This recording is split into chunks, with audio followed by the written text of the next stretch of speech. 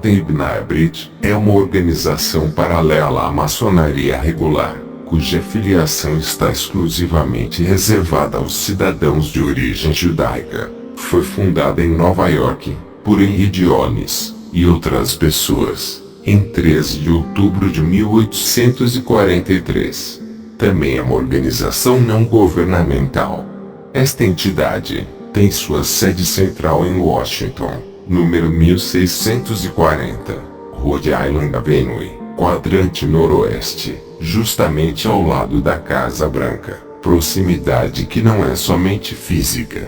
Atualmente conta com pouco mais de 600 mil afiliados distribuídos por 47 países do globo, e em sua estrutura se aglutina a mais seleta oligarquia judaica mundial, da mesma forma que a maçonaria. A B'nei B'rit se apresenta como uma organização filosófica e filantrópica, dedicada a conceitos humanistas e tenta mostrar para o mundo, assim como a maçonaria, que seu trabalho fundamental se desenrola no campo da influência política e social.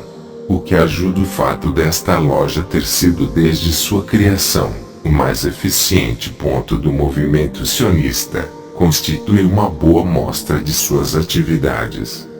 A B'nei B'rit International conta com várias sociedades afiliadas, assim como uma pleiade de organizações afins que giram em torno de sua órbita.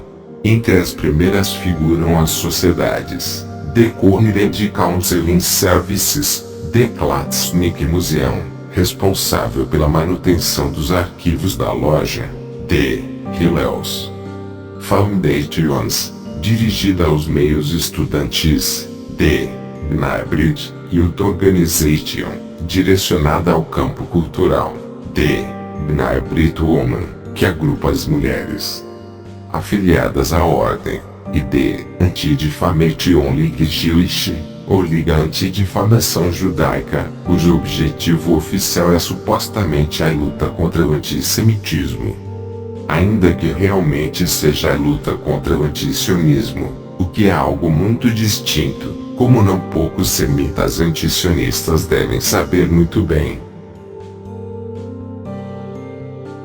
Apesar da marginalização social e da discriminação racial que padecem os judeus sefarditas de Israel, existem multidões da ordem específica dentro da maçonaria regular.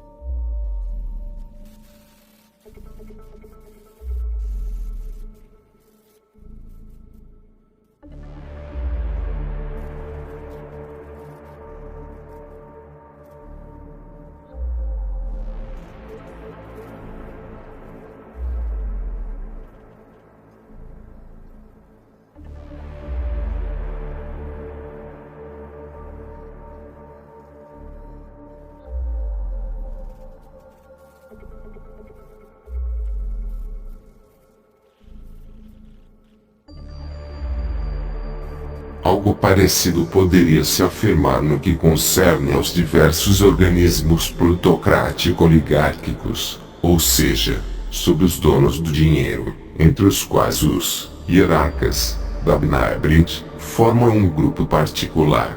A afiliação à loja B'nei B'rit não exclui que seus membros militem simultaneamente em outras lojas maçônicas, coisa frequentemente comum. De fato, São numerosos os casos de membros da dita loja que têm ostentado o grau de grã-mestre em outras lojas americanas ou europeias inscritas ao rito escocês. Bem pode dizer-se, portanto, que a loja B'nei B'rit constitui uma ordem específica dentro da maçonaria regular. A Liga Antidifamação é uma organização judia fundada pela B'nei B'rit nos Estados Unidos, cujo objetivo é, mediante a apelação da razão e da consciência, e se necessário da lei, deter a difamação do judeu. Atualmente é dirigida por Abe Foxman. Em decorrência de ser uma derivação da B'nei B'rit, a Liga Antidifamação tem conexões em muitos países e é extremamente vigilante e ativa. Lyndon A.T. LaRouche Jr., diretor-presidente da Executive Intelligence Review, e por 2 vezes pré-candidato republicano à presidência dos Estados Unidos. Na obra intitulada The Ugly History About the Anti-Defamation League, oferece interessantes informações de como agem nos Estados Unidos e em outros países os órgãos subordinados à B'nei B'rit, que têm a missão de calar a voz dos opositores.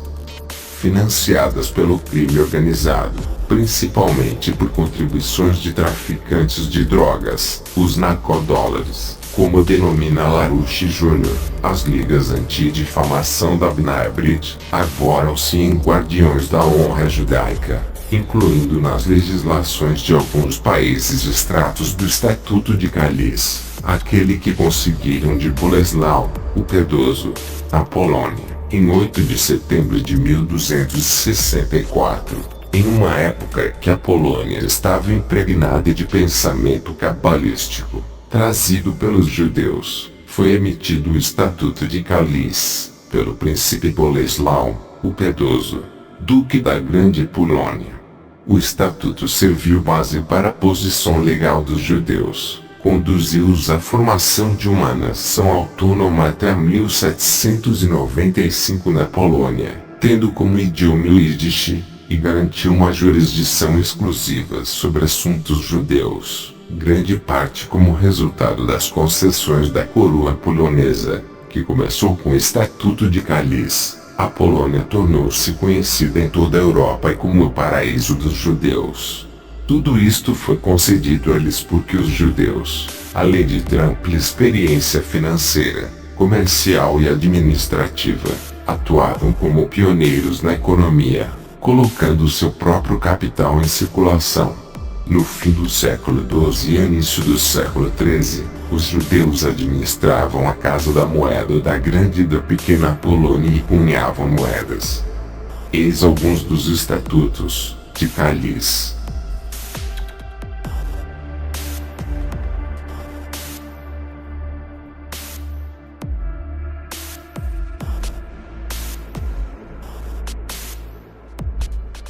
Horas, como se prova algo apenas jurando.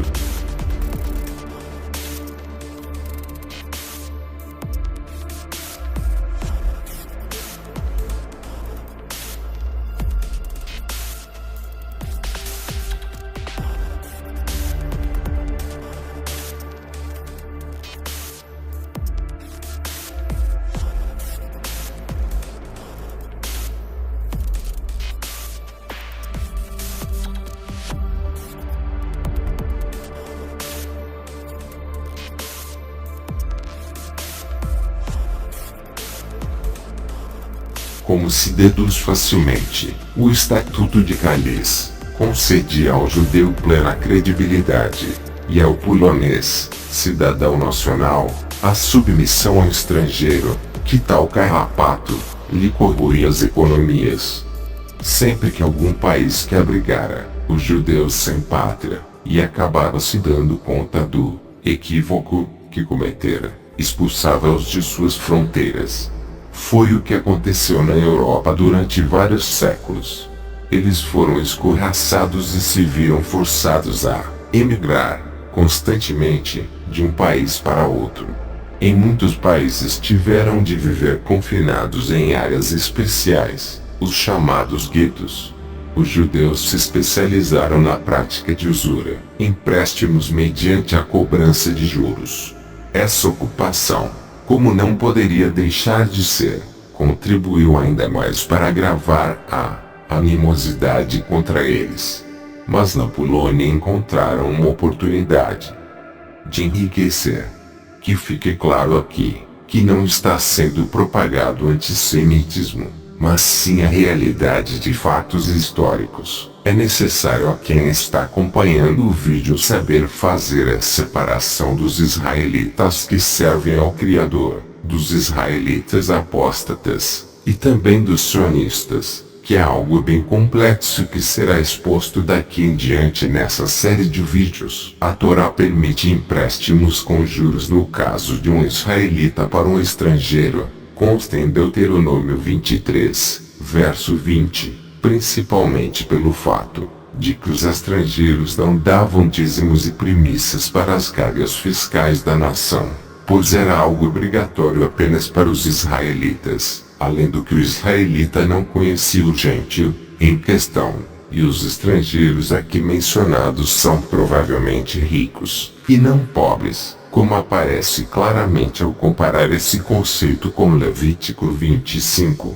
versos 35 e 36, onde eles são proibidos de cobrar juros de um estrangeiro, do mesmo jeito que são de um irmão, em caso de pobreza. Mas o que acontece com a grande maioria, no decorrer da história, é que pervertem este mandamento, pois as Escrituras nos deixam bem claro que não devemos usar os juros com ganância, para extorquir. Ezequiel 22, verso 12 e 13.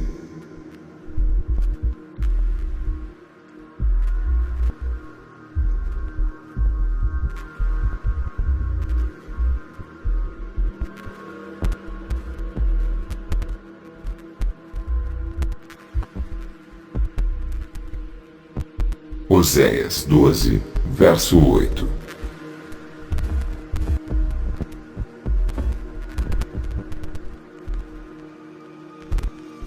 É preciso ter cuidado para não abusar. Empréstimos com juros muito elevados acabam sufocando o devedor, em vez de ajudar. Deus não quer que você se enriqueça à custa do sofrimento de outra pessoa. Ezequiel 18 versos do 5 ao 9. Salmos 15, verso 5, Provérbios 14, verso 31. A criação da instituição com o objetivo explícito de combater manifestações contrárias aos seus interesses é preocupação exclusiva dos judeus. A BNEI B'rit coordena tanto as ligas antidifamações quanto as confederações israelitas, e zela ao mesmo tempo para que os movimentos de justiça e direitos humanos sejam dirigidos maciçamente por judeus.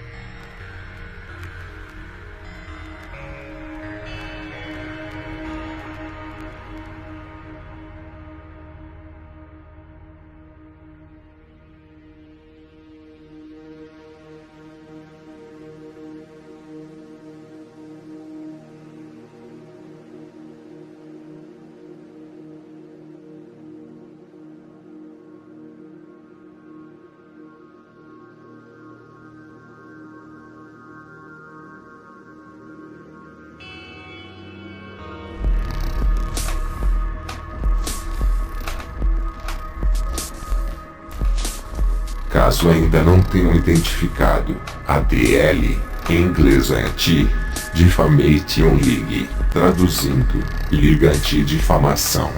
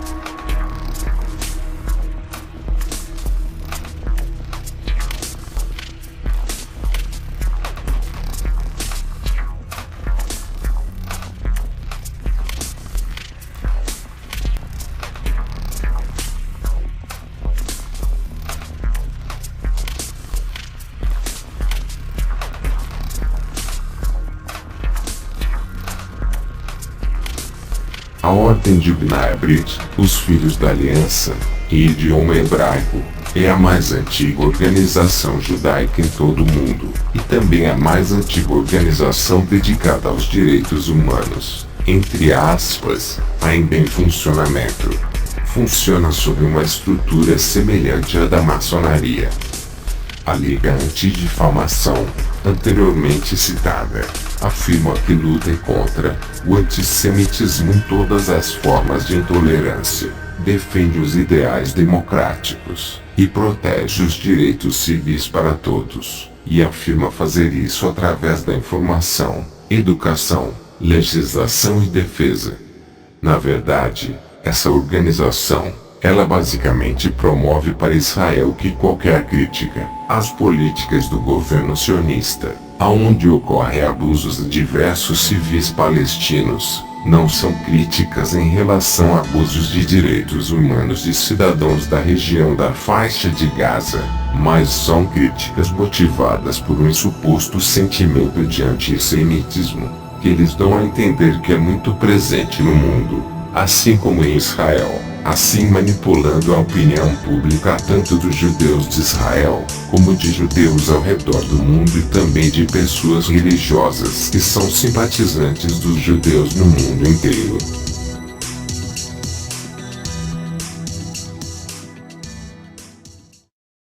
You know what I'm making the film about? No. About anti-Semitism. Anti-Semitism, what does that mean? It means when people hate the Jewish people. No way, man. The Jewish people control the world. Yeah? Of course. Being an Israeli Jew, I have never experienced anti-Semitism myself, but it's a phrase that always seems to be in the air.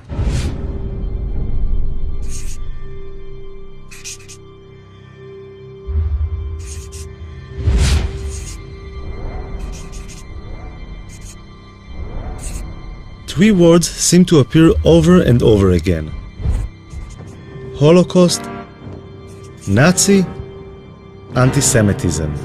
Living in a country that was founded to give the Jewish people a safe place to live in, I found this really disturbing. So I decided I wanted to learn more about the subject. Ladies and gentlemen, This is Abe Foxman, the head and face of the Anti-Defamation League. I have been lucky to have survived by miracle the Shoah. Very nice speech, very good. The ADL is the biggest organization in the world fighting anti-Semitism, with a budget of over $70 million a year. Abe Foxman has become the symbol of the fight against anti-Semitism in the world today. I thought he might be able to open some doors for me. So I asked him to help me out with my film. Abe Foxman was very welcoming. I think he liked the idea of an Israeli filmmaker taking an interest in anti-Semitism, and he agreed to give me unprecedented access to his organization, which has its headquarters in Manhattan. He's doing a film, which I still don't understand what it is, but we said yes, yes, and yes. You're on the record, Good. okay? He's not going to hurt us. Great. On the other hand, he's a good journalist, okay? I'll take he care of wants you. to get, good stuff. Foxman introduced me to some of the senior staff at the headquarters. You can talk to him too. Would you say the ADL is like the biggest Jewish organization dealing with anti-Semitism? Oh, yes, yes. In the world. Yeah, there's no question about that.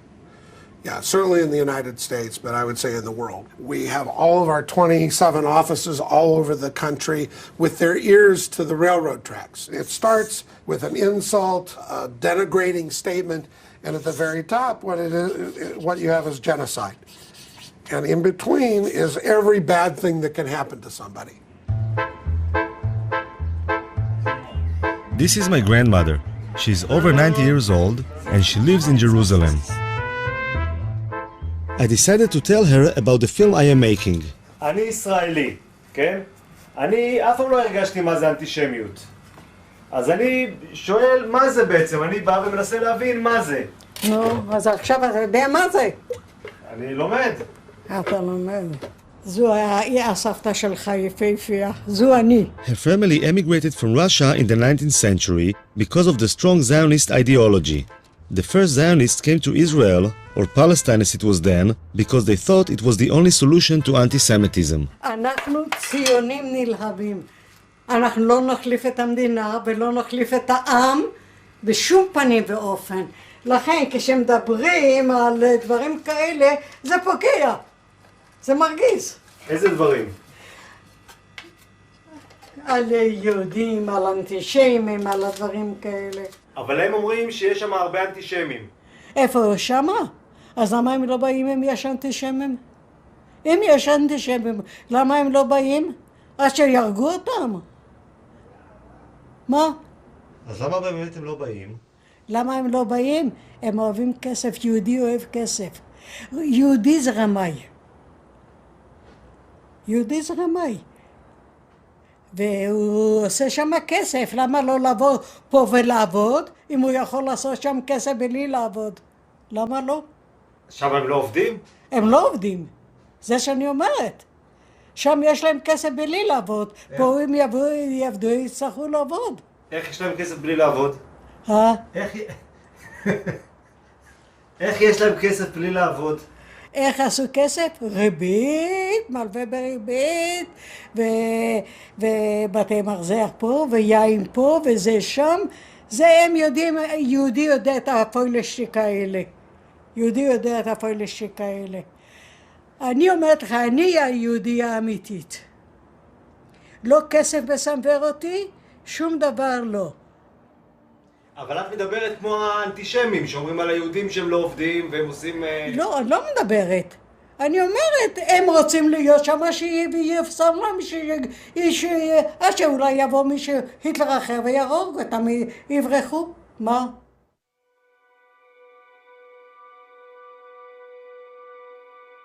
Tens of thousands of Israeli high school students fly to Poland each year to learn firsthand about the Holocaust, the worst genocide in human history, and the most terrible result of anti-Semitism. When I was in high school in the late 80s, there were less than 500 kids going on this trip in the whole country. Today, there are more than 30,000.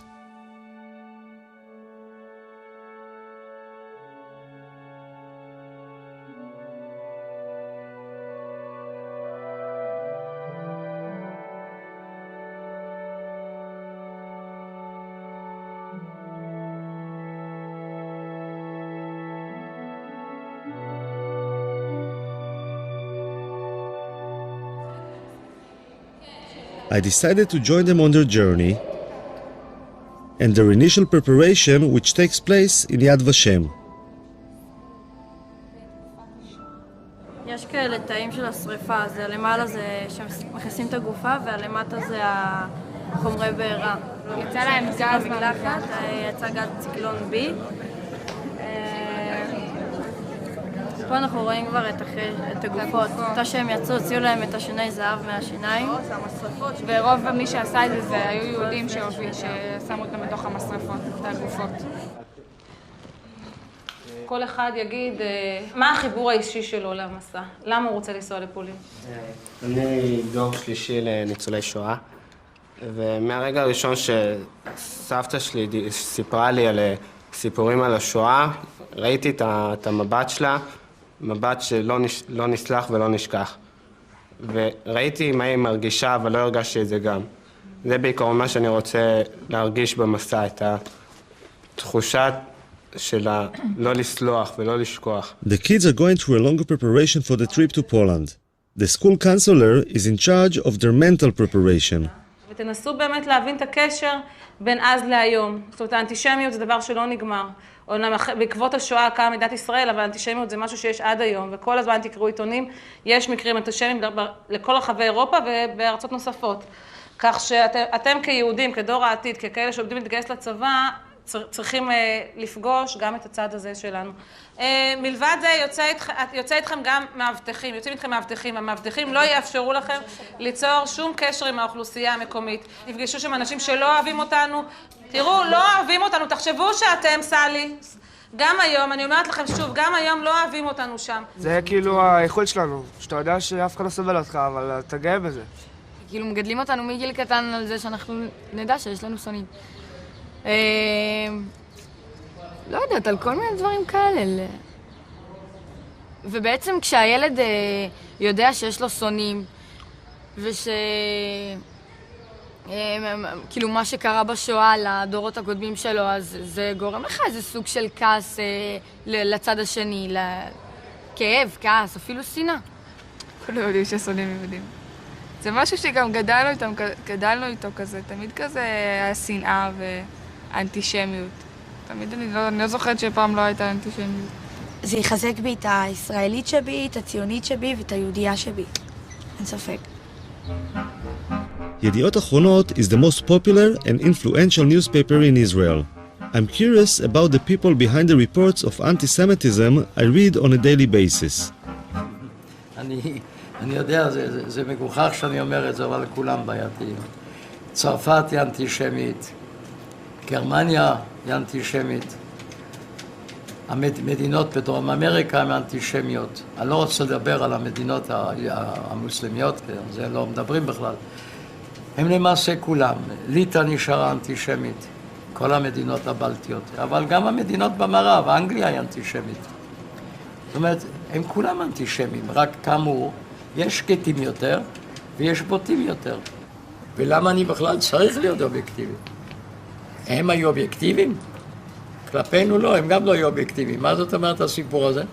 אבל בתור עיתונאי זה... אין דבר כזה בתור עיתונאי. בוודאי שלא, לא במקרה כזה. בוודאי שלא במקרה הזה. מה קרה?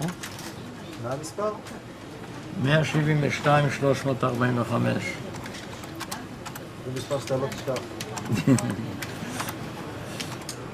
אני הולך איתו כבר 65 שנים. אבא היה באושוויץ 1, אני הייתי באושוויץ 3, ואמא הייתה באושוויץ 2 בבירקנאו. Noach is over 80 years old and is making sure that the future generation of reporters will be just as committed as he is. ירידה זה פחות כותרת מעלייה? פחות. אז עלייה זה טוב. עלייה זה לא טוב, עלייה זה רע. עלייה זה טוב לעיתון. בדיוק.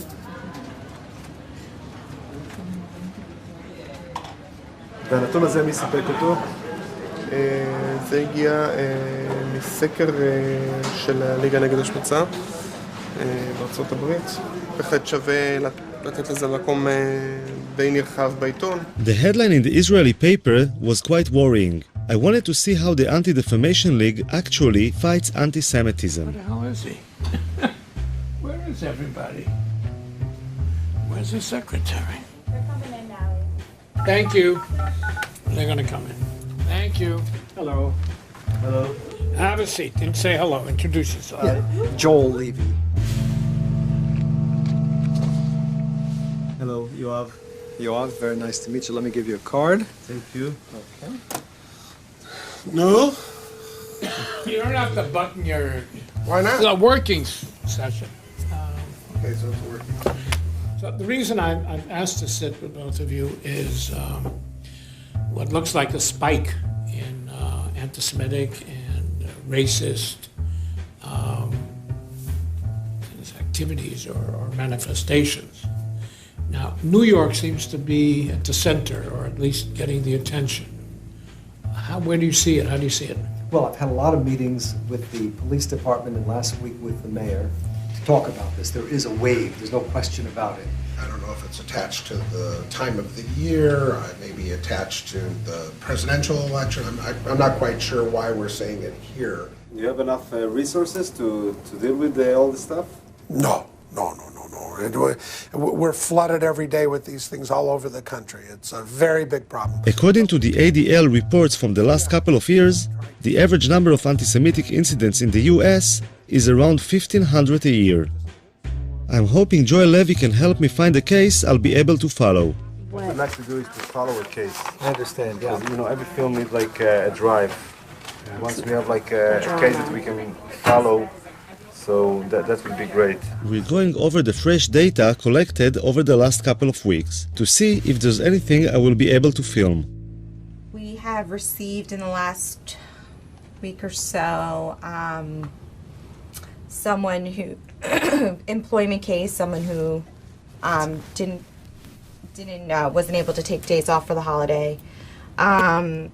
Someone who is a school teacher and wanted days off for Shavuot. Someone who is a nursing student and had some issues with taking time off, as well as with taking time off. We also got a phone call from someone who was complaining about a website that had anti-Semitic remarks on it. Someone who was complaining about an article in the newspaper who they thought had anti-Semitic undertones. And I mean, that seems to be the roundup. And that's what we've had in the last 2 weeks. 2 weeks. Those are the kinds of incidents that we've had recently. 5 in 2 weeks. So there's no way to predict. There wasn't anything suitable from the last 2 weeks.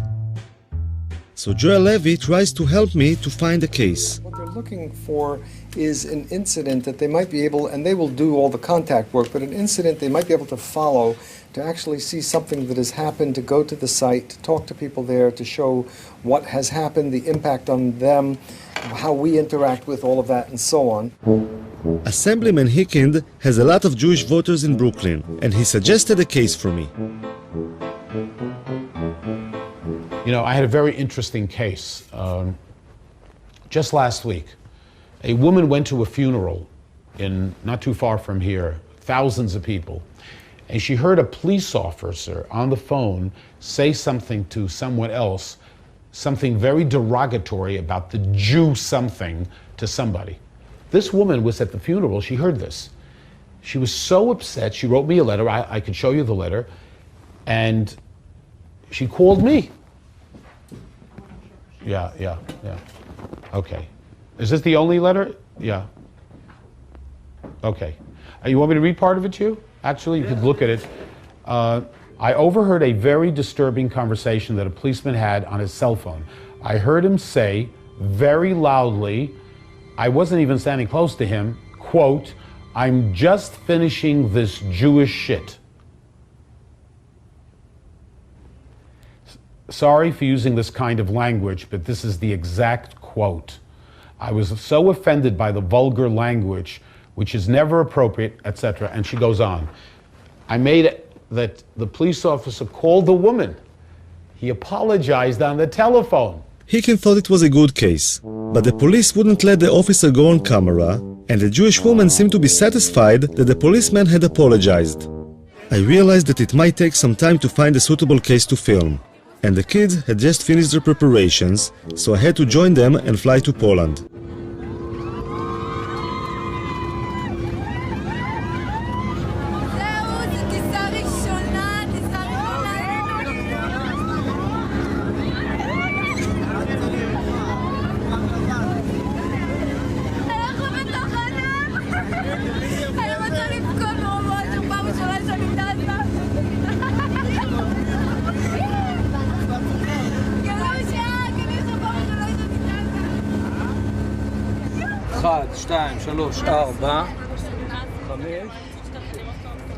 The man with the blanked out eyes is an Israeli Secret Service agent, whose identity we are not allowed to reveal. במידה ועכשיו קורה איזה מצב ששומעים איזשהו פיצוץ, לא משנה כרגע מה שאני מבקש זה דבר ראשון, כולם לשבת או לשכב אפילו במעברים כמה שיותר מהר, בסדר? Traveling around Poland today, it's hard to imagine what it must have looked like over 60 years ago. But the guides help the kids to visualize and feel how it was under the Nazi regime. יסמין, את תהיי מבחינתנו המודל של אמא של דנקה, את תיכנסי מתחת למדרגות שם ליד העצים ואנחנו נצלם אותך. הייתה ילדה בשם דנקה שהייתה גרה כאן, אוקיי? והגרמנים היו זורקים פה את היהודים מהחלון. היו זורקים אותם ואתה יודע, היו מתחבאים. אז לפי מה שהבנתי, אמא שלה נתפסה והיא ניצלה. מה היו עושים הגרמנים? היו זורקים אותם מהחלון פה, אתה רואה? תסתכל. היו זורקים אותם ואת החפצים שלהם והיו מחפשים אותם, כי היהודים היו מתחבאים מתחת לרצפות ובארונות.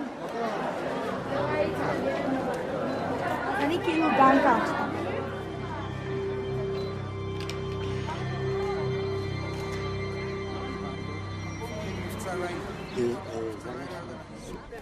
בגטו לובלין, גטו יהודי בעיר לובלין. Izrael?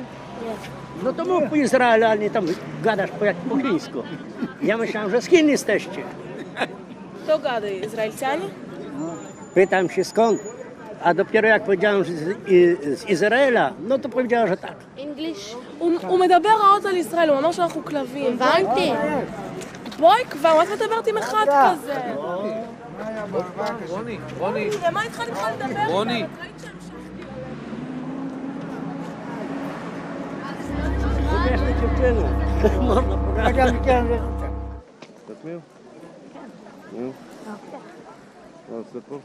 שומר עלינו מהאנטישמיות, כאילו שומר, שלא יבואו מתנגשים או כאילו יעשו לנו משהו בלי ש... את חושבת שזה יכול לקרות? כן, זה יכול. היום בבוקר היינו 3 אנשים מבוגרים יחסית, שרק שמעו שאנחנו מישראל ודפקו לי פרצופים ואמרו שאנחנו קופים וחמורים ועוד שנייה כאילו היה מכות שם. הם לא אמרו שום דבר כזה. לא? לא? הם כן. לא?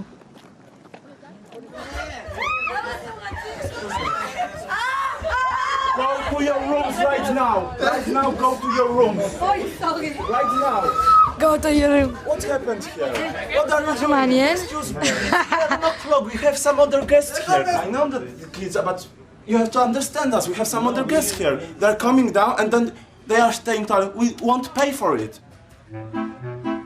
Although the days in the Poland trip are long and exhausting, the kids still have a lot of energy when they get back to the hotel. Quiet, okay? Cicho. But close the window and stay in your room, okay? מה? למה אתם לא יוצאים? לא קשור לעייפות, מה? הייתי יוצאת. יש ניאו-נאצים, כאילו פה בפולין, שיש סכנה, יש לנו סכנה, כי נגיד הם יכולים לדפוק לנו בדלת בלי שנדע מי זה, ויכולים להתחיל לזרוק דברים מהחלון.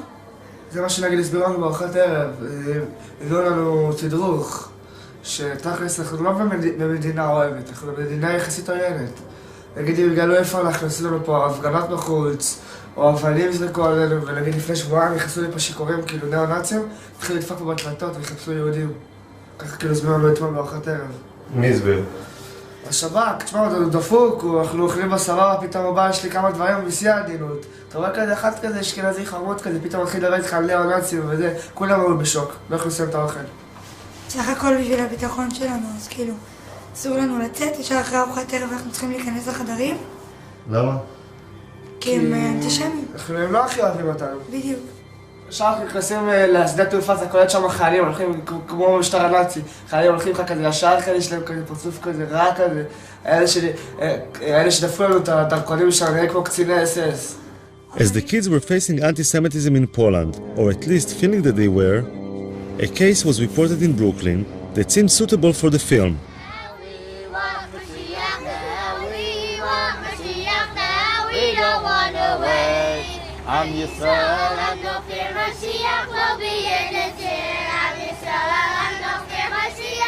According to the report, a Lubavitcher yeshiva school bus, full of young children, had been pelted with stones as it was making its rounds dropping off children.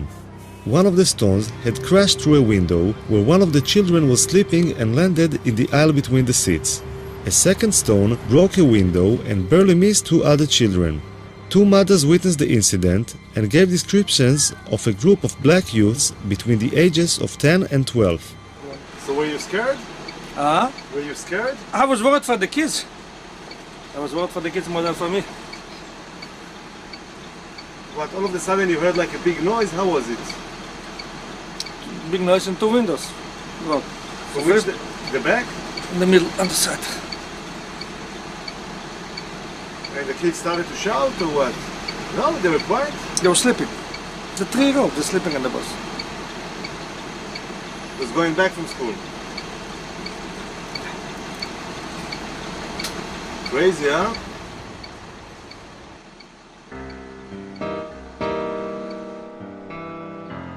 Crown Heights is a mixed neighborhood of Jews and blacks.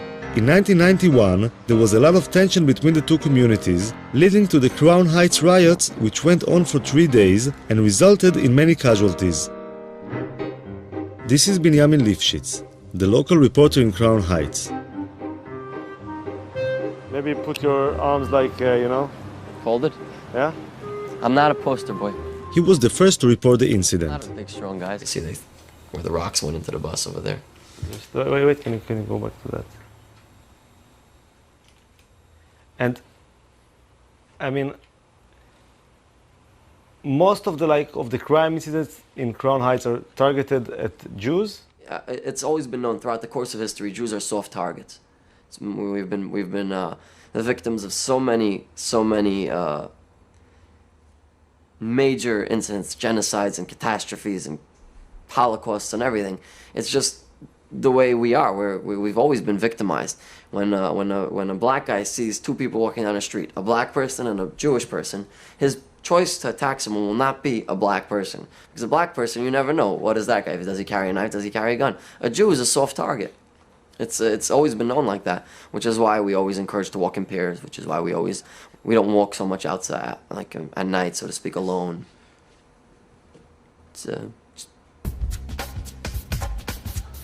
I thought I should speak with some of the blacks in the neighborhood to see what they feel about anti-Semitism.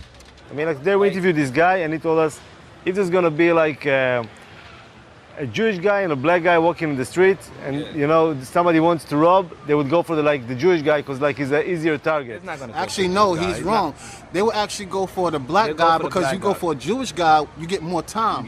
Like the lawyers, the judges will actually give us more time if we rob someone of another race. They're going to classify it as a hate crime. That's why most blacks rob each other because you get less time. So it's like a practical thing, right? Yeah, it's a lot of wisdom behind it. And honestly speaking, like, if you wanted to rob a Jewish person, like, why would you rob a Jewish person? Like, you don't never see them with nothing that would make you want to rob them. Like, yeah, especially them up there. They basic, simple. They don't have nothing. And most people like, how could you target out a Jew person like when all of them dress the same? Like, everybody dress the same. They all look the same. So.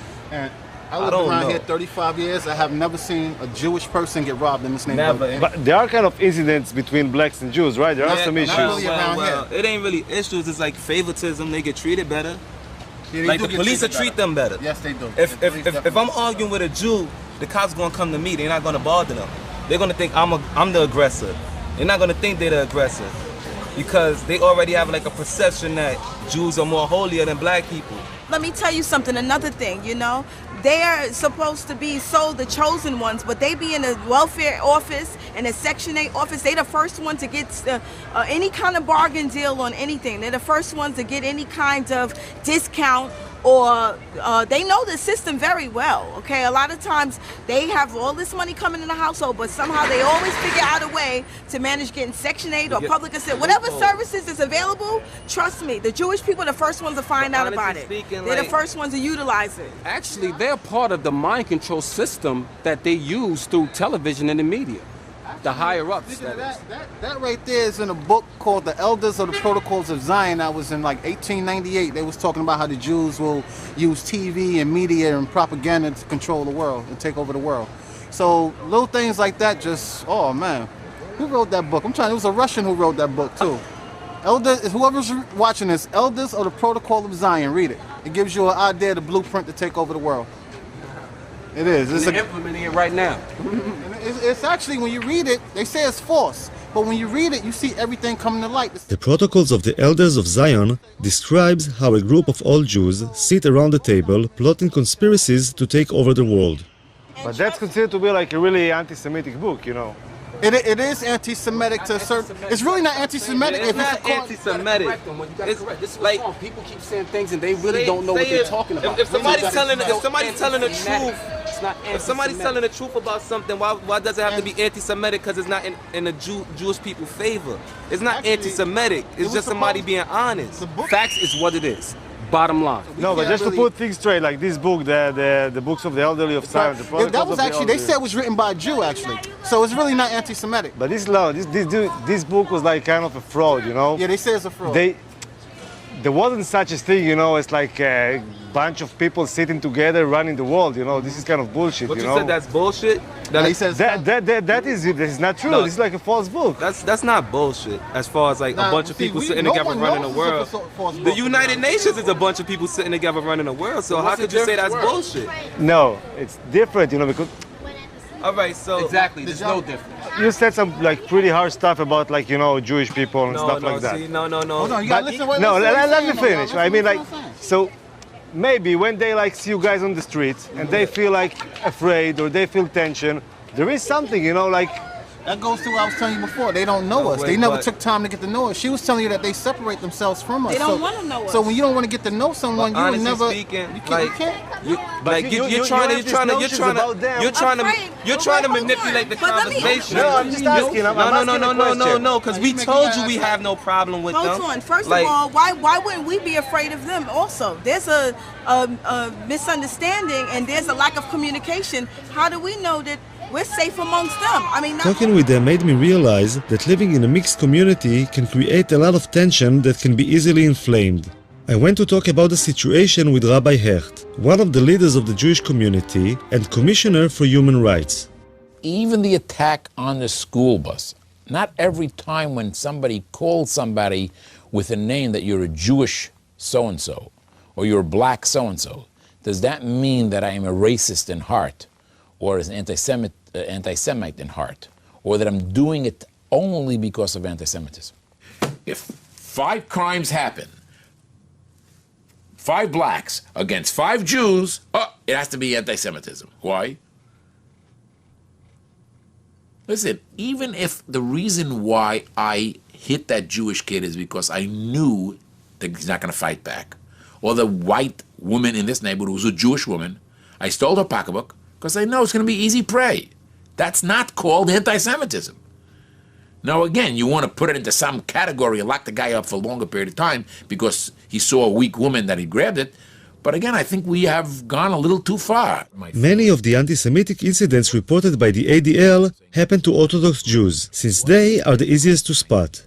So I was pretty surprised by Rabbi Hecht's response. Let me tell you guys, I am suspicious when a guy makes a living from a particular situation. So if there's a particular film crew that make a living from blood, that's right, I'm suspicious every time they show blood. If a guy is created only because of anti-Semitism, I'm nervous about his reports. Are they accurate? He has to create a problem because he needs a job. So you're saying like, I mean, the ADL is not like a credible organization, or? I really can't pass judgment on other organizations, so we'll leave it that way. I'll be politically correct. But listen, clearly the ADL has been responsible in certain areas to flare up things as much as they've helped. Now, of course, having said that, now I'm on the ADL's blacklist now, so Mr. Foxman is not going to come to my home for dinner, but what should I tell you? An important part of the ADL's work are the international missions, and Foxman decided to allow me to join him. Every year, a few ADL board members and contributors get to join Foxman as he travels to various countries, meeting heads of state, politicians, and other influential people who can help in the fight against anti-Semitism.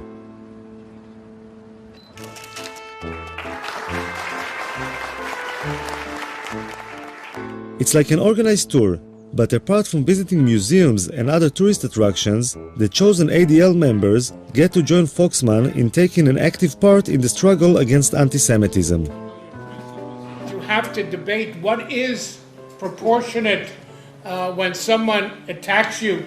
You are serious people, and you're here for serious business, and you're going to see the Holy Father, and everything the ADL does is serious business.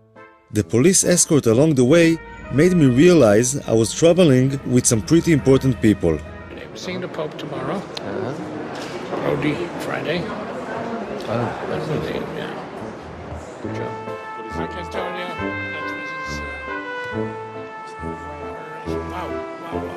that beautiful. How gorgeous. I'm curious about how Mr. Foxman gets to meet all these important people. Why would all these ambassadors, politicians, and heads of state take the time to meet him? It's their perception of the power of the Jewish community, which is one of those signs of the anti-Semitism, which is it's a very thin line, you know. They believe we are more powerful than we are. I've always said Jews are not as powerful as the Jews think we are, nor as powerful as our enemies think we are. We're somewhere in between. But they do believe, to some extent, that we can make a difference in Washington, and we're not going to convince them otherwise. So how do you fight this sinister, conspiratorial view of Jews without using it? Look, when the United Nations comes to its General Assembly, we meet with 40 heads of state, foreign ministers. Why? I think I got it. It's like a poker game in which Foxman bluffs the other side into thinking that Jews have more influence and power in Washington than they really have. The downside is that the idea of Jews being so powerful can result in envy, even hate. Foxman has a very close relationship with the Israeli government. All right. Oh, yeah. A couple of times. Israel relies on Foxman when it comes to issues of anti-Semitism. And being the Jewish state, anti-Semitism is always on the agenda. Hi,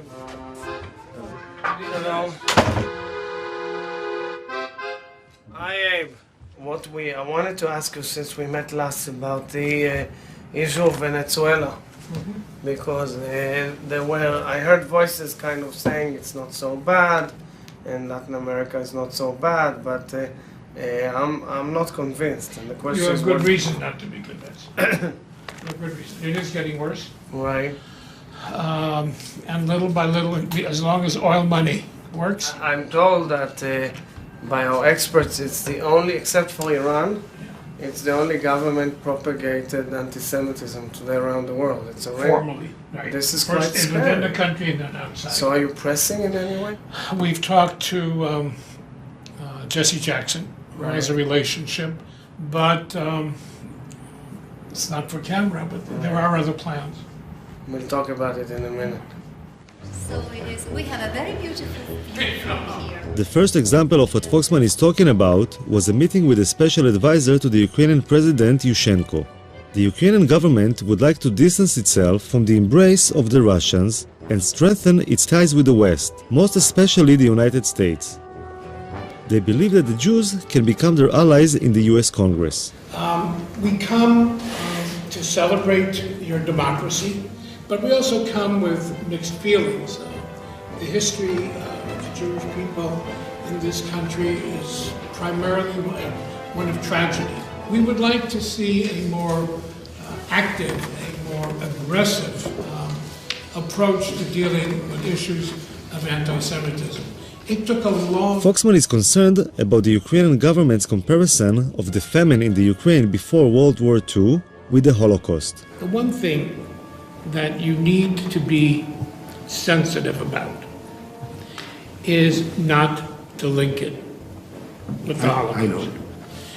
Be careful that it not be played as your genocide, our genocide, because that will be counterproductive on all sides. We, of course, respect Holocaust, and I understood your message, and we try to be very, very diplomatic. Here it is. I was impressed by the way Foxman handled the meeting, but it also raised some questions for me.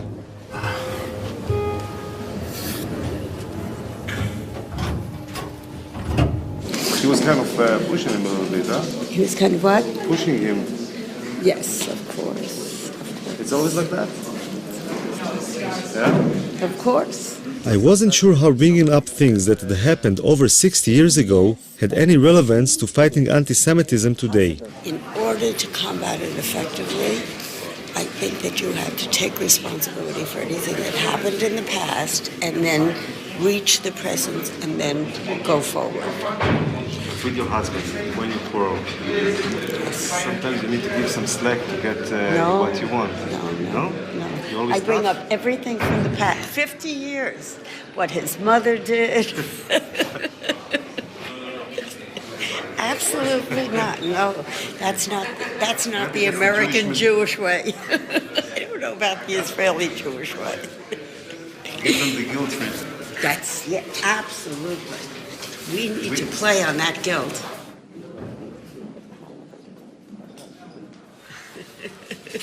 I asked when you're having a quarrel, whether she give you some slack sometimes to, to make up, but she said no. I'm always wrong and she's always right. But wait a minute, do I ever forget anything in the past? Never. Suzanne will tell me 20 years ago what I did wrong. If we have an argument now, but 20 years you did this. I said, but Suzanne, it was 20 years ago. Wait a minute, but do you know why? Because he has not stood up and taken responsibility for that behavior. The guilt trip she's giving you, does it help? No. So maybe the guilt trip we're giving them is not the right solution. Maybe we should give them some slack, say, okay, let's be friends. Not forget the past, but kind of be a little bit more, liberal. Moderate. Yeah. Something I happen to The guilt of the father should not be visited on the sons. And it's true, of course it's true. I agree with you. It's true, you have to. You cannot let it go down, but you can't keep playing on it as heavily as some people do. It's got to be moderate. But ADL is like one of the people who plays quite heavily. No, we're moderate. No, ADL plays heavily. There is not a speech. I'm feeling.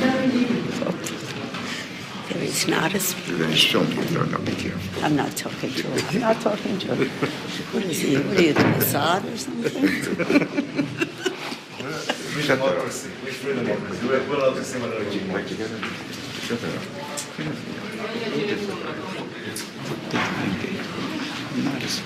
I was forced out in the end. Мои телефоны не забудьте ваши. I'm passionate, believe me. Quite as much. I could understand Abe's sensitivity to the Holocaust being a survivor, and was moved by the support he received from the ADL mission members. But the film I wanted to make is about anti-Semitism today, and I decided to explore on my own an incident I had read about in the papers. In Moscow, a man with a knife had entered the synagogue and had started stabbing people. The incident was recorded on the security cameras.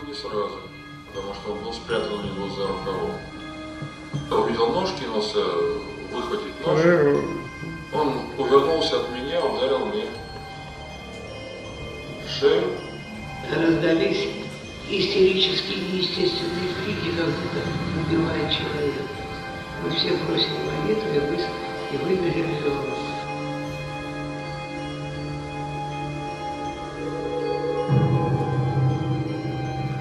The stabbing was a shocking reminder of what anti-Semitism can be.